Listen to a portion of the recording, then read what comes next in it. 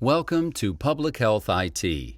This will be a lecture on public health-enabled electronic health records, decision support, and their role in the meaningful use of healthcare technology. This is Lecture B.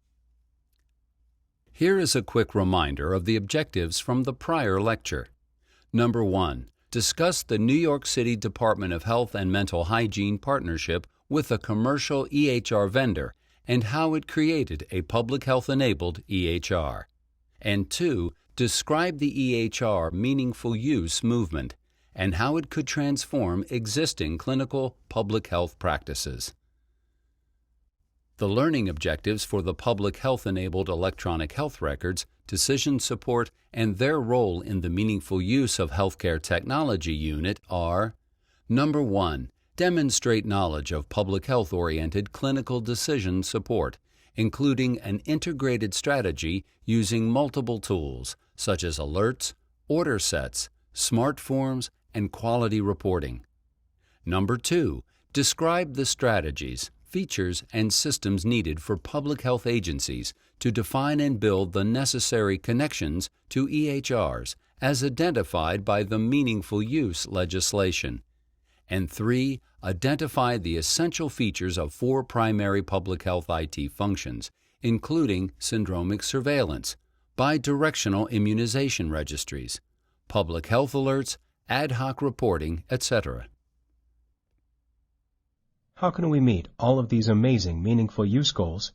How can we possibly expect busy providers to focus on the health of the population at the same time that they're treating their patients in the clinic? The avenue we suggest is that vendors enable their EHRs to focus on public health priorities, thus creating a public health-enabled EHR. A number of these features can be found in existing EHR products throughout the market space. But here in particular, we're going to focus on 8 key features from the system that's been in use with the Primary Care Information Project that we helped to design into the product so that our patient population would be better served by a clinically focused pursuit of public health. The features that we will discuss are: first, measure reports; second, enhanced registry; third, automatic visual alerts; fourth, clinical decision support or CDSS; 5, quick orders; 6, comprehensive order sets; 7, CIR and school health; and 8, medication history. What are each of these features? We are going to use the following storyline to illustrate how these public health-enabled EHR features can be used in clinical care. We will be using a hypothetical patient, Jane Doe, a 48-year-old woman who is being cared for by her family practitioner, Dr. Sam Willis. Dr. Sam Willis wants to find out how he is doing caring for his patients. He's a good doctor. He wants to see what's going on with his practice, so he occasionally goes to look at his quality measure reports. The quality measure report feature allows him to look up and see a measurement of blood pressure control for his patients that are 18 to 75 years of age, with a diagnosis of hypertension and no diagnosis of IVD or diabetes. So if he runs that report, he finds that only 7 out of 18 of his patients are in control. Well, that's not so good. 38%. That's not where he wants to be. So he clicks on the list and drills down and sees list of patients. Those in black are not in control, so he realizes that he needs to do some follow-up work. He decides to have Jane Doe come in for a follow-up visit. But before Dr. Willis brings Jane Doe in for the follow-up visit, he wishes to get a more in-depth look at the patient's characteristics with hypertension by looking at the enhanced registry feature. This enhanced registry tool allows Dr. Willis to browse the clinical characteristics of his entire patient population. In this case, he is looking at patients greater than 18 years of age, both sexes, looking at those that have an ICD-9 code of 401.9 and a blood pressure value greater than 140/90. This tool produces a list of patients with these conditions, Jane Doe topping the list. In addition to being able to explore this panel of patients, it allows him to generate letters based upon predefined templates that can be sent out to bring the patient back in for a follow-up visit.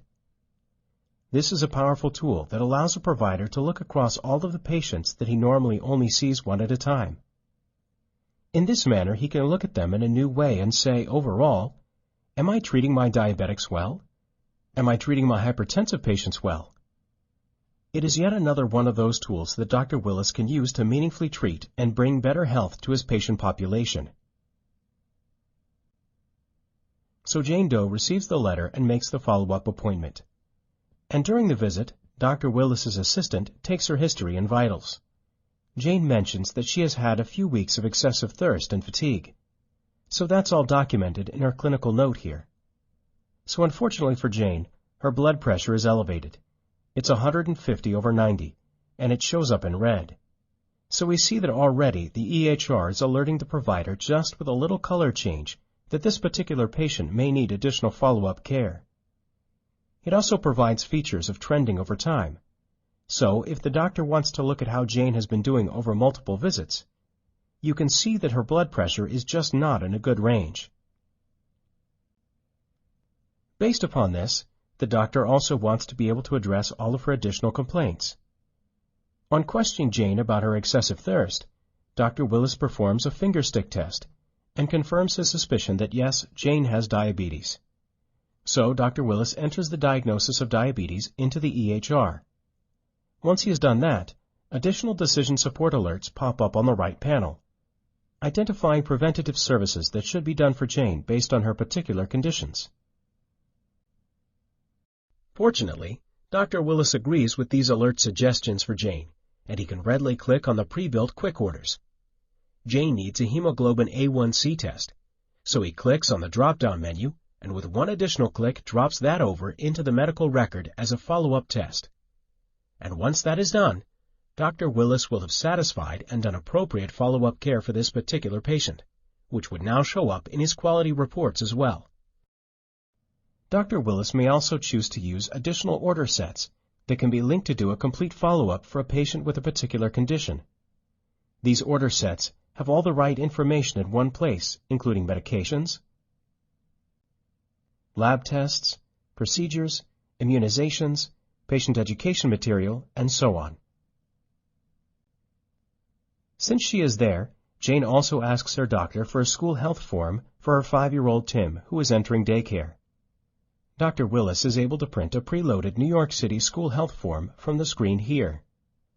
Incidentally, the EHR also sends all immunization information automatically to the Citywide Immunization Registry, CIR, which maintains a complete record of Tim's immunizations. Finally, Dr. Willis decides he should do a little more follow-up work by checking Jane's medication regimen to monitor her lipid control. He can do this more thoroughly by finding out the medications that have been filled for her elsewhere. Jane signs a consent form and allows him to query the medication history function, which is able to retrieve prescription fill histories from her commercial insurance company. He realizes she has not been filling her lipid medication for the past 3 months, and she admits that she stopped taking them because she'd wondered if the tiredness she'd felt was due to the pills, when in fact it had to do with her undiagnosed diabetes.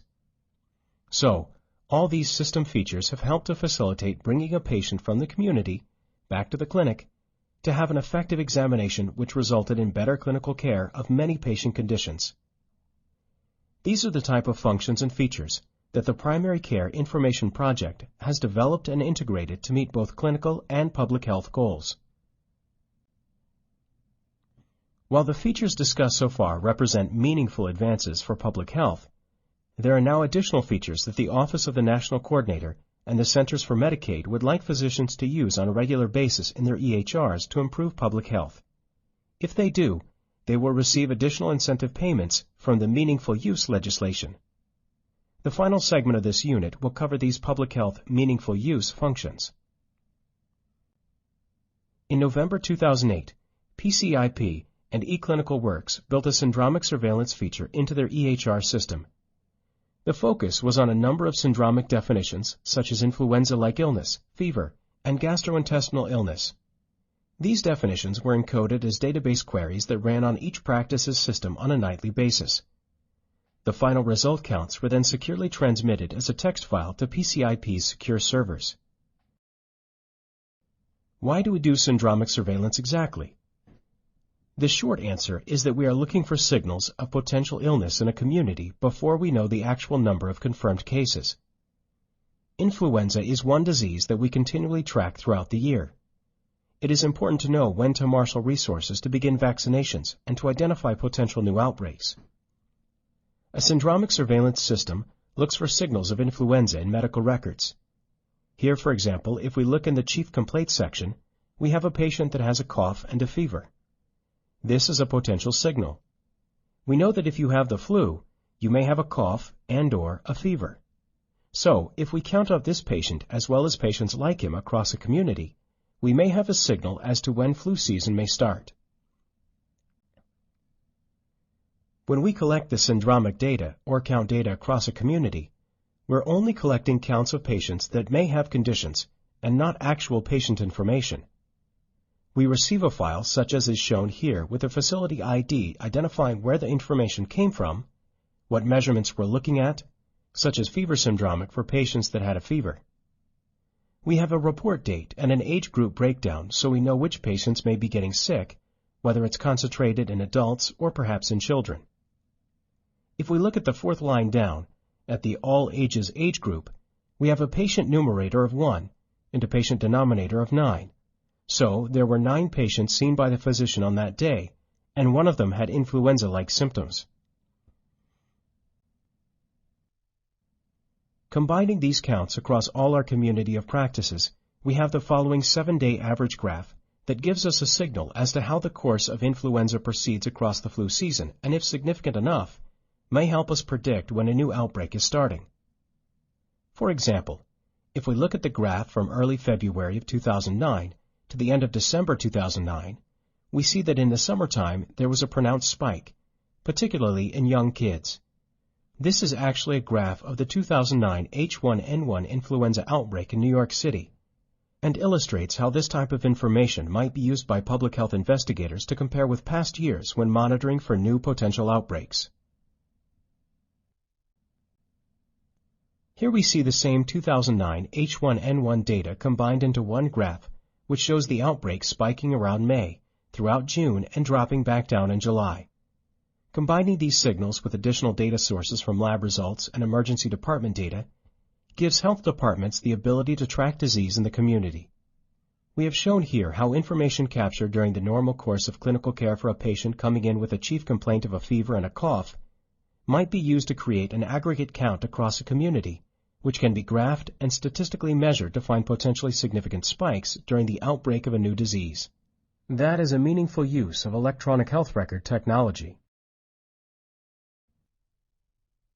This lecture has shown that a combination of measure reports, registry tool, visual alerts, clinical decision support, order sets, CIR, and medication history all enable a clinical provider to practice good preventative follow-up care in line with public health priorities. It has also shown how EHR data could be used to detect the H1N1 flu outbreak in New York City.